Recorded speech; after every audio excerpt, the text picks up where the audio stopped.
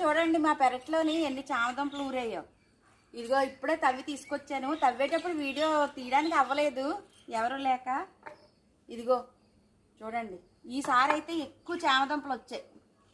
ఎప్పుడు కూడా ఇన్ని రాలేదు. లాస్ట్ టైం అయితే ఇన్ని రాలేదు. ఇలా ఇన్ని వచ్చాయి, కానీ ఈసారి చాలా ఎక్కువ వచ్చాయి. చూడండి, మీకు క్లోజప్లో చూపిస్తాను. ఇదిగో చూడండి చామదుంపలు. ఇగో మా పెరట్లో ఊరాయి. అది ఒక మొక్కకు ఊరాయి, చిన్న మొక్క అది. ఆ చిన్న మొక్కకి ఊరాయి.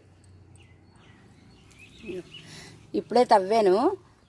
వీడియో తీయడం మర్చిపోయాను కదా అని అనుకున్నాను. మళ్ళీ సరే అని చెప్పేసి అత్తయ్యని పట్టుకోమని వీడియో తీస్తున్నాను. ఇదిగో అసలు చాలా పెద్ద దుంపలే, బాగానే ఊరే. నన్ను అడిగితే అర కేజీ ఉంటాయి కదా అత్తయ్య.